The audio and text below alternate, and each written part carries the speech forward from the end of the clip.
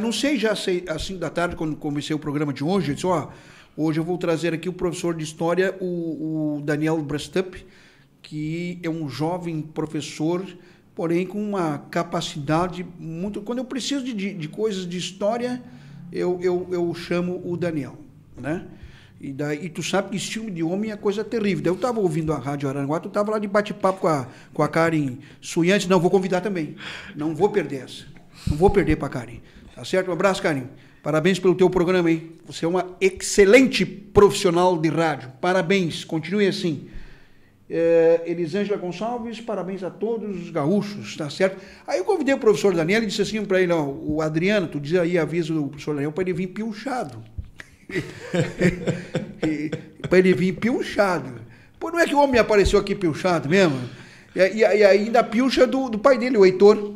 Né? Tá meio esternido o negócio ali. Mas não sei se tu tá respirando. Boa tarde, professor. Tá bem? Boa tarde, Elias. Tu vai sobreviver até o final? Não, tranquilo. Tu tá respirando? Até porque não vinha a cavalo, né? Então... Bárbaro, ele veio de lenço azul. Se viesse a cavalo nos dois galopes, os primeiros galopes ali já... Camisa com o brasão do Rio Grande no bolso, a bandeira do Rio Grande na manga. Essa aqui é original lá do acampamento Farroupilha. Que legal. E o lenço azul, inclusive, com o arganela aqui do lenço também com as cores do Rio Grande, isso, o mapinha mesmo. Ali, tal e coisa. E a bombacha? A bombacha também colada. Mas não te mexe que vai rasgar. Não te mexe que rasga. Vai rasgar a bombacha do Heitor, ele vai te matar. Ele vai te matar. Heitor, como é que tu empresta tua bombacha pro homem aqui, cara? Tá estourando tudo aqui. Aí tu vai cantar o hino do Rio Grande ou não? Não, melhor não, né? Senão a gente fica sem ouvinte. Professor, isso que eu digo que por isso que é bom a gente ter amigos. Um professor gabaritado, com conhecimento de causa e um cara bacana, de bom, fácil acesso, show de bola. Né? O que tu tá rodando aí, João? Porque o João, se ele bota fone, ele bota as coisas para ele escuta para ele e daí tá bom, ele já acha que tá bom, tá bom. Deve ser o hino do Rio Grande. Deve ser, uma coisa do jeito. Mostremos valor, constância desta ímpia e justa guerra. Sirva nossas façanhas de modelo a toda a terra. De modelo a toda a terra, sirvam nossas façanhas de modelo a toda a terra. Deixa eu rodar mais um pouquinho. Já me emocionei.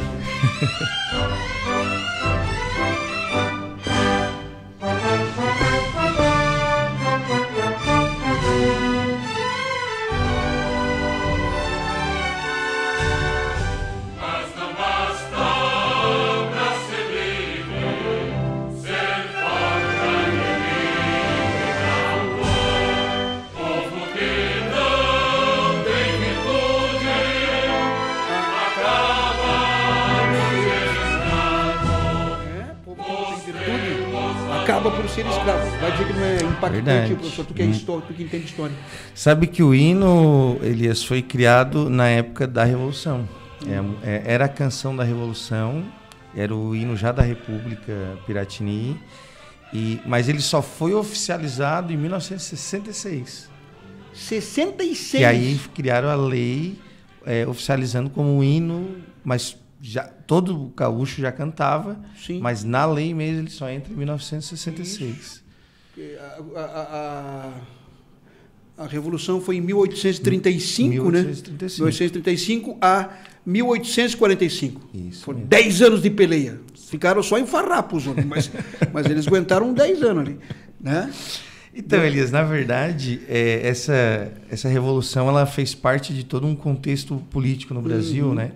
A gente estava sem imperador na época, o chamado período imperial, que começa em 1831, e no Brasil estouram várias revoltas. E no Sul não é diferente. Ela inicia por um problema em relação ao charque, porque se hoje a gente reclama em relação aos impostos, né, a carga tributária, isso não foi inventado atualmente, né, não foi inventado ontem. Isso é histórico no Brasil. Cobrava-se muito, né, dos brasileiros e dava um pouco retorno. Então, o Uruguai já tinha se tornado independente do Brasil em 1826. Então, imagine que os gaúchos... 1820, por isso que quando a gente está na aula de história, tem que prestar atenção no que fala o professor. Então, o Uruguai, né, acabou deixando de ser do Brasil em 1826. 1826. Eles conseguem a independência, até porque o Uruguai não tinha uma cultura muito próxima da nossa, eles falavam espanhol e tal, e eles conseguem a independência porque eles conseguem o apoio da Inglaterra. A Inglaterra tinha interesse naquela região da entrada do Rio da Prata, né? Então acabou facilitando. O Rio Grande do Sul, eles começam a lutar pela independência a partir de um descontentamento em relação à taxação que existia sobre o charque. Exatamente. Porque, pelo que eu aprendi também lá no colégio, é que o governo, que não tinha imperador, mas era imperial, desonerava, eu esqueci, o charque da Argentina e do Uruguai, e mandava bala impostos no charque do Rio Grande do Sul, que era do Brasil. Quer dizer, ferrava o Rio Grande, facilitava os uruguaios e os argentinos. Isso. E Elias, o charque, por exemplo, brasileiro era mais caro que o charque argentino e uruguaio, porque ele tinha uma sobretaxa sobre o sal. E o sal era a matéria-prima, né, para fazer o charque. Para quem está nos ouvindo e não sabe o que é o charque, porque hoje em dia tem muita gente que não sabe, né? É a carne salgada e seca no sol, né? Até no Nordeste o pessoal chama de carne de sol. Carne de sol, é verdade, carne de sol. É o charque, né? É o charque. E eles mandavam o charque do Rio Grande pro centro do país, lá para Minas. Isso mesmo. Os escravos comiam. Isso. Mineração, plantação disso, daquilo, de cacau na Bahia, os escravos comiam charque, né? Era o alimento, né? Era o alimento. Naquela época, quem quisesse consumir carne, ou teria que carnear e consumir na hora, né? Ou fazer charque e consumir depois, porque a carne ela acaba geladeira, não tinha nada, não né? tinha geladeira, né? Então, e se fosse para transportar ela, eles também faziam charque. E o Rio Grande do Sul, com a sua geografia, né, com os campos que a gente chama de pampas, ele acabou se caracterizando na economia do Brasil, naquele momento, como o maior produtor de charque. Só que ele tinha a competitividade dos países latinos, né, tanto o Uruguai quanto a Argentina, que vendiam um charque muito mais barato. Então, os estancieiros gaúchos tentaram uma vez, tentaram duas vezes, tentaram 3 vezes conversar com o governo no Rio de Janeiro e não tinha jeito. Por quê? Porque naquela época, em 1835, tinha a gente chama de presidente da província, que é o que a gente chama hoje de governador, né? Presidente da província de São Pedro do Rio Grande do Sul, como era conhecido, a província do Rio Grande do Sul, né? Antônio Fernandes Braga, que ele não tinha, primeiro, ele não era estancieiro, então ele não conhecia a causa, né, a qual eles estavam pedindo. E com essa negação várias vezes do governo em diminuir os impostos em cima do charque, eles resolveram então pegar em armas e tomar o controle da província. Inicialmente era só da província. Mas como eles viram que o Uruguai tinha proclamado a sua independência, eles viram que era bacana chegar um pouco mais. Quem sabe, né, proclamar a independência do próprio Rio Grande do Sul, até porque, Elias, a gente disse que a Revolução Farroupilha ela foi inspirada também com alguns ideais iluministas. Se a gente pegar a bandeira do Rio Grande do Sul, ela é tricolor, né? Não é tricolor do Grêmio. Tem do Grêmio também, né? Mas... Não, até porque tem um vermelho ali também, né? Pois é, mas aquele vermelho não é do Colorado. Não. Não, aquele vermelho é porque, assim, o verde que tem lá e o amarelo são as cores do Império na época. No Brasil, a cor imperial era o verde e amarelo, que representavam as duas famílias imperiais que formaram a nossa monarquia. O verde, os Bragança, e o amarelo, os Habsburgo, da Áustria. Olha só. Então, o que eles fizeram? Eles pegaram a bandeira, verde e amarelo, e no meio eles botaram o vermelho. Por que o vermelho? O vermelho era a cor do iluminismo na Europa. Na Revolução Francesa, o vermelho era usado pela população nos protestos, porque era uma cor que chamava atenção, uma cor, né, forte. E o vermelho passou a ser adotado como cor das manifestações, das lutas sociais e do iluminismo.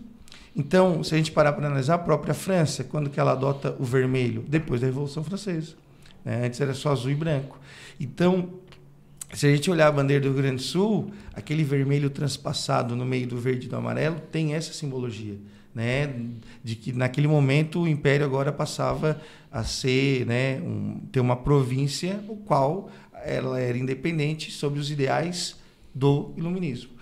E o mais interessante, eles no dia, por isso que hoje é feriado, né, no Rio Grande do Sul, em algumas cidades, né, com bastante relação com o Rio Grande do Sul. O Arroio do Silva. O Arroio do Silva. Não, e eu nunca dou aula lá no dia 20. Faz 7 anos que eu dou aula no Apolônia, eu nunca peguei um dia 20 lá. Elias, mas assim, o Bento Gonçalves era uma das principais lideranças daquela época. Então, ele, Teixeira Nunes, o General Neto, são alguns, o Onofre Pires, são alguns personagens que se unem, tá? E resolvem, então, depor, né, o Antônio Fernandes Braga e assumir o controle da província. Só que tem um detalhe. Isso acontece no dia 20 de setembro, e quando eles viram que o Antônio Fernandes Braga fugiu, né, por trás do Rio Guaíba e foi embora para o Rio de Janeiro, eles perceberam que naquele momento ali o Império não ia permitir aquela audácia dos gaúchos. E o Império ia mandar mais reforço, porque eles tinham tomado a capital, Porto Alegre, em 1835. E naquele instante, no dia 20 de setembro, então eles decidem já não só tomar a província, mas também decretar a independência. Se a gente olhar a bandeira do Rio Grande do Sul, não está Estado do Rio Grande do Sul, está a República Rio-Grandense. Por quê? Porque a bandeira também faz menção a esse momento histórico, porque foi proclamada a independência do Rio Grande do Sul naquele momento. E aí o Império consegue enviar tropas, né? E em outubro eles acabam atacando novamente a cidade de Porto Alegre, e numa batalha que ficou muito conhecida como a Batalha do Fanfa, que é uma ilha que tem bem na foz do Rio Guaíba, ali quando ele entra, né, perto da Arena do Grêmio, aquela região ali do Beira-Rio, que ele, né, pega todo aquele lado ali da cidade. Tem uma ilha grande ali, que é a Ilha do Fanfa, e naquela batalha ali, o Bento Gonçalves foi preso. Até porque o Bento Gonçalves era um cara que liderava também em batalha o seu exército. Sim. Elias, como eles tinham tanto medo do Bento Gonçalves, eles não levaram para o Rio de Janeiro. Levaram lá para Salvador, na Bahia. E aí, quando ele chega lá... Tem medo com o Bento. Não, ele era a principal liderança. Não era brincadeira, não. Quando ele chega na Bahia, a maçonaria descobre que o Bento Gonçalves era maçom. E aí um médico chamado Francisco Sabino, que também estava preparando a independência da Bahia, resolve ajudar o Bento Gonçalves. Ele ajuda o Bento Gonçalves a escapar e ainda traz o Bento Gonçalves até o Rio de Janeiro. Aí do Rio de Janeiro, o Bento Gonçalves volta para o Rio Grande do Sul. E aí eles continuam lutando, só que eles, depois de 1935, eles não conseguem mais reconquistar Porto Alegre, que era uma cidade portuária, era importante, né, para eles escoar o charque e continuar financiando a guerra. O que o Bento Gonçalves faz? Como eles estavam perdendo muito a questão marítima, as batalhas navais, ele resolve fazer uma contratação de peso, né? Ele contrata um cara que na Europa era visto como se estivesse a cabeça prêmio, porque ele era a favor da República contra todas as monarquias. Ele queria derrubar as monarquias, os reis. Para ele tinha que ser tudo república. Provavelmente o Giuseppe Garibaldi estaria muito feliz hoje, né? Porque o mundo, hoje a gente tem muitas repúblicas. Então, eles fazem esse contato com o Giuseppe Garibaldi e o Giuseppe sai da Itália e vem para o Brasil ajudar na luta dos gaúchos.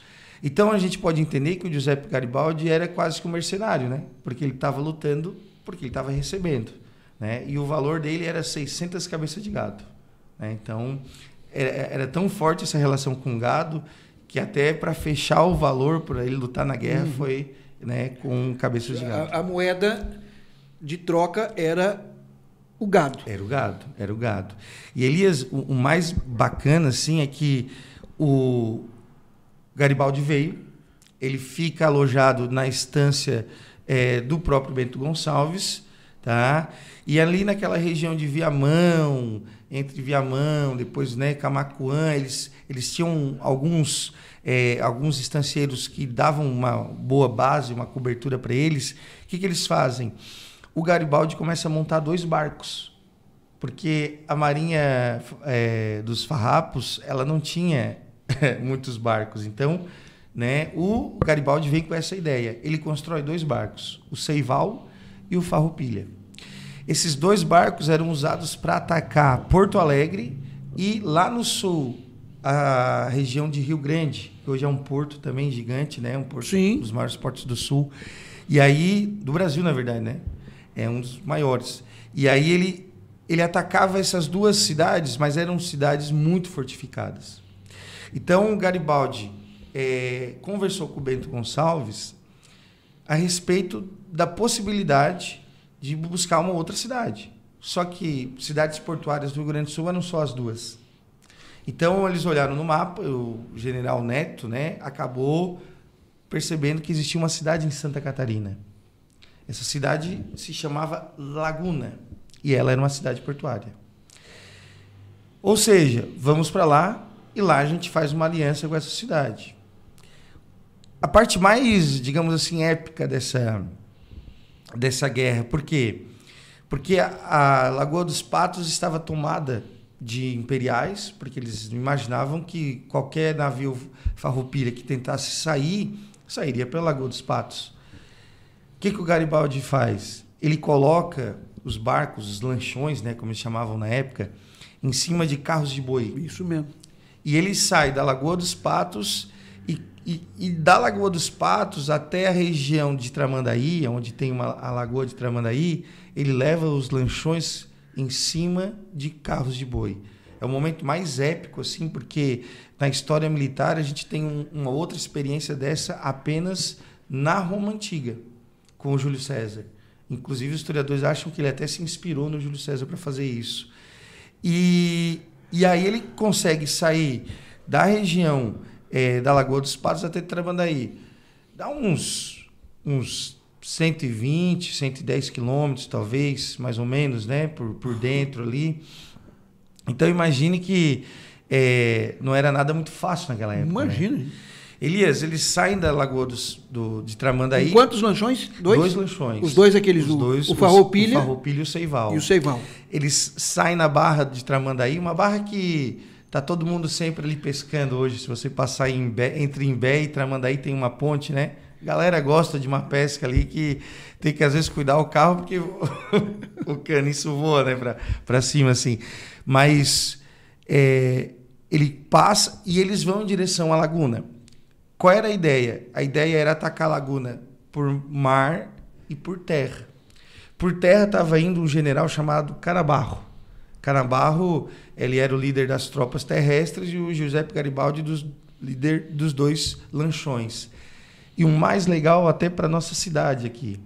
Esse livro aqui, ó, dos anos 90, 1998, foi feita uma edição comemorativa, História do Rio Grande do Sul pela RBS. Certo. E ele coloca, eu vou só ler um pouquinho aqui, Elias, ele coloca assim, ó, só o navio mais resistente, o Seival, comandado pelo americano John Kriegs, chegou à laguna. O Farroupilha, que levava Garibaldi, afundou perto do rio Araranguá, na costa catarinense, mas o italiano conseguiu sobreviver, após ter tentado inutilmente salvar compatriotas. Então, assim, eles estavam passando próximo à nossa barra quando eles enfrentaram uma tempestade e o Farroupilha acabou, né, vindo afundando, a pique, naufragou. Isso. E aí, parece até uma história de cinema, né? O Garibaldi consegue se salvar. É o único que consegue se salvar nesse momento. E ele volta para o navio Farroupilha e eles seguem viagem para Laguna. Em Laguna, se a gente imaginar Laguna naquela época, Laguna era o centro histórico. Aquela região do centro histórico. Não tinha região da Praia do Gi, não tinha região da Praia Brava, Praia do Mar Grosso. Nossa, Praia Brava já é lá em Floripa, né? Então, eles atacam aquela região ali, Elias, sem muita resistência. Os imperiais, inclusive, até fogem. E os farrapos tomam aquela região e fundam outra república. Ali eles fundam a República Juliana, que seria uma república irmã da República Piratini ou Rio-Grandense. Isso aqui é o tipo da brincadeira que é legal, mas também não é. Sobre o Dia do Gaúcho, 20 de setembro. É uma guerra que os gaúchos perderam, fingem que empataram e comemoram como se tivesse ganho. Só por estar num livro registrado até hoje, já é um ganho. É que, na verdade, a gente vai ver depois, a hora que ela encerrar, que ela representa muito para a cultura, né? Porque eles acabam conseguindo o que eles queriam inicialmente, que é resolver a questão do charque e ter um pouquinho mais de independência em relação à província. Tá?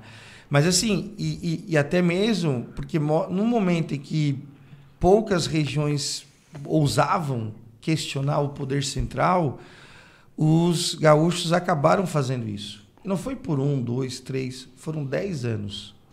Né? Foram 10 anos de luta, onde a gente tem um entorno de morte aí de 6 a 10 mil pessoas. Para o período é coisa absurda. A mortandade de pessoas. Sim, para o período é muito, Elias. E assim, na época, Laguna passa a fazer parte, então, de uma aliança com o Rio Grande do Sul. Da República Juliana. A República Juliana. Porque eles vêm aqui, eles não... Olha a visão até mesmo de respeito, né? Eles não expandem a República Piratini para cá. Eles fundam uma república em Laguna. E essa república seria aliada da República Piratini, lá no Rio Grande do Sul. Só que tem um detalhe. Como Laguna era muito pequena, eles tinham dificuldade, inclusive, de ter negócios com outras regiões. E o Rio Grande do Sul também estava... Os farrapos, né, como eram conhecidos, eles estavam passando por dificuldades financeiras. Isso já era 1839. Então, o que acontece? Eles expandem a República Juliana até Lages. Lages também é tomada pelos farrapos. Tá? Só que, como é um território muito grande, eles acabam não conseguindo manter a administração dele. Né? E aí eles acabam sofrendo com várias investidas dos imperiais, que vinham de Floripa, né, que na época se chamava Desterro, alguns navios que saqueavam e até atacavam a cidade de Laguna. Resultado, os farrapos eles não ficam em Laguna. Eles perdem até o apoio popular, porque o Giuseppe Garibaldi chegou na cidade. O cara aventureiro, boa pinta, sabia lutar. As imagens que tem dele hoje, ele não era muito bonito, assim, né? Mas para a época, provavelmente era um cara, né, galanteador. A Anitta gostou, né? Então, a Anitta era uma mulher casada, Elias. Ela era casada. Mas o marido dela era imperial. E ela era favorável dos farrapos. O marido dela era imperial. Quando os farrapos chegaram na cidade, o marido dela foge com os imperiais. E ela fica. Só esse fato aí já é um fato, para a época, algo fora do comum. Porque a mulher nunca... Naquela época, a mulher não tinha direito nem a opinar. Imagina decidir de ficar na cidade. E ela fica. Ela, então, praticamente se separa do marido. E ela começa a conhecer e a namorar com o Garibaldi. Bom, você imagina naquela época uma cidade pequena que não falava da Anitta, né? Mas ela não estava aí para o que falavam dela. Ela era uma pessoa que acabou representando a sua vontade de lutar pelos seus ideais. Então, ela tinha a ideia de que a república tinha que ser instituída, que as pessoas tinham que ter mais participação na política, não igual o império, que era só o rei. Então, ela se junta com o Garibaldi, eles fazem uma parceria, porque o Garibaldi leva ela para os campos de batalha, ensina ela a atirar, e ela começa a atirar muito bem, né? E ela ensina o Garibaldi a cavalgar, porque ele era um cara das águas, ele pouco cavalgava. Então, eles começam a se relacionar muito bem, né? E ela acompanha ele. Claro que ela sofre muitas vezes com preconceito, né? Porque mulher naquela época só ia na guerra se era prostituta, para se vender. Então, eles vivem em Laguna. Depois, quando Laguna é tomada pelos imperiais, eles fogem para Lages. Lá em Lages, novamente, ela é tomada e eles fogem para o Rio Grande do Sul. No Rio Grande do Sul, eles conseguem ainda manter uma resistência. Tá? O Bento Gonçalves, ele continua tentando tomar Porto Alegre, eles não conseguem mais tomar Porto Alegre, eles só conseguem tomar em 35, e logo no final do ano eles perdem, e o resto da guerra eles fazem um cerco. Só para você ter uma ideia, Elias, você e os ouvintes, naquela época, a Porto Alegre era tão pequena que ela ia até, hoje a gente conhece ali o Arroio Dilúvio, né? Onde tem a Ponte da Azenha, que vai em direção ao Antigo Olímpico. Então, ali já era uma área de descampado. Ali era, tanto que a Azenha, o nome que se dá ao bairro, significa a área de moinhos, de engenhos, área de plantação. Então, eles muitas vezes faziam esse cerco na região da Azenha, né, na região próxima da cidade, mas não conseguiam tomar a cidade. Por causa da fortificação, né? E aí foi finalizando então, a coisa. O que acontece? O Império resolveu dar uma cartada final. O Dom Pedro, que quando começou a guerra tinha apenas seus 6, 7, 8 anos de idade, agora ele já estava com quase 16 já. Então, quando ele assume com 14, porque a guerra, para a gente entender, ela começa no período regencial e termina no segundo reinado. 1845 já é segundo reinado. Dom Pedro II, ele chama um cara chamado Duque de Caxias. Esse cara era o melhor estrategista do exército. Ele era o principal general do exército e ele tinha lutado, Elias, no Nordeste e abafado uma revolta lá. Ele abafou a revolta chamada de Balaiada, no Maranhão. E aí o que o Dom Pedro disse? Não, vamos trazer o cara para cá, para o sul, e ele vai acabar com essa revolta aí que já dura 10 anos. E não deu outra. O Duque de Caxias chegou e ele deu sorte, sabe por quê? Quando ele chega no Rio Grande do Sul, quem se afasta dos campos de batalha é o Bento Gonçalves. Bento Gonçalves contraiu uma doença infecciosa no pulmão e aí ele tem que se afastar porque ele não conseguia mais, né, lutar e nem liderar os farrapos. E outro problema que os farrapos tinham, eles estavam divididos internamente em relação à escravidão. Por quê?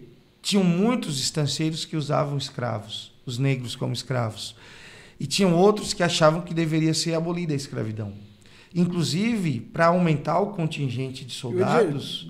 Os negros também lutaram. Os negros também lutaram. Para aumentar o contingente de soldados, os farrapos prometeram para os negros que se a República Rio-Grandense viesse a ser constituída, a abolição seria dada para eles.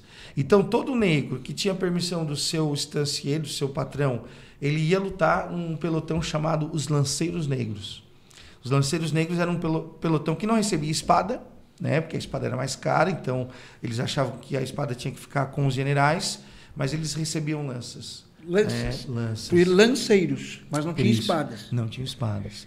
Mas com a promessa da República, uma vez instituída, eles seriam livres. Eles seriam livres. Então, quando sai o Duque de Caxias, Elias, quando chega o Duque de Caxias e sai o Bento Gonçalves, eles começam a ter várias derrotas em sequência. Isso vem em 43, 54.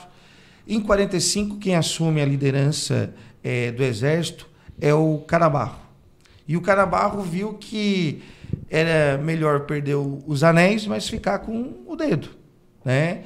E ele abre um canal de negociação com o Duque de Caxias. E aí o Duque de Caxias faz uma proposta irrecusável para os estancieiros. Olha, a gente assina o Tratado de Ponche Verde, né, como ficou conhecido, e o que ele determinava? Ele determinava que o charque platino receberia uma taxa de 25% em cima do seu valor. Então, o charque gaúcho seria mais barato, venderia mais no Brasil. Eles anistiariam todo mundo. Anistiar e perdoar. Eles acabariam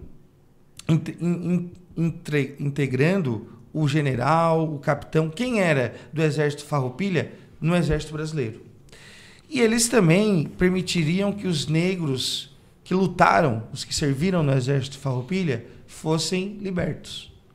Então, o que acontece? Nesse momento, o Canabarro viu que não tinha mais como continuar lutando, até porque eles tinham gasto muito dinheiro, né? E eles resolvem assinar esse Tratado de Ponte Verde, né, em 1845 já. E aí acabando com a guerra. Mas, se a gente analisar, um tratado você só assina entre duas nações, né? E o Império do Brasil estava assinando o tratado com uma província. Então, os historiadores entendem que ali é como se fosse um reconhecimento, né, por toda aquela luta, por 10 anos de batalhas e tal, que os gaúchos levaram em frente. É interessantíssimo, por isso que eu convido o Daniel. Olha, uma aula de história. Não, e vejam bem que os catarinenses, muitos têm esse hábito. Isso é coisa de gaúcho. Estiveram por aqui, na nossa região. Livro de história, cita Rio Araranguá, Laguna, aqui pertinho, Lages, Santa Catarina. Tem um envolvimento também de Santa Catarina, pelo menos parte dela significativa, também na Revolução Farroupilha. Sim. Essas regiões mais próximas da fronteira, elas direto se envolveram. Tá bom. Professor Daniel, muito obrigado. Muito obrigado mesmo. O Dia do Gaúcho, vou convidar um professor de história para o povo entender, sempre é bom. Quem não sabe fica sabendo, muitos relembram alguns fatos, outros aprendem, e a gente sempre aprende alguma coisa, né? Nunca se sabe tudo. E é legal, Elias, porque... Você sabe que a minha avó era a Dona Ondina, o sobrenome dela era Mena Barreto. Dona Ondina Mena Barreto, lá da região de Santa Maria. Pois o raio de Mena Barreto era imperialista. Então, ainda bem que ela casou com um Amaral, tiramos do nome, né? Aí tiramos o nome do Mena Barreto. E Elias, só para lembrar... O danado era imperialista, não era o Mena Barreto? Não, em muito tempo, o lenço vermelho que os farrapos usavam, quando eles não tinham dinheiro para comprar roupa para todo o exército, eles botavam qualquer roupa, mas para se identificar no campo de batalha, o lenço vermelho. Né? Até pela cor, né, que era do iluminismo e tal. Então, o lenço vermelho no Rio Grande do Sul, ele representa toda essa relação de luta.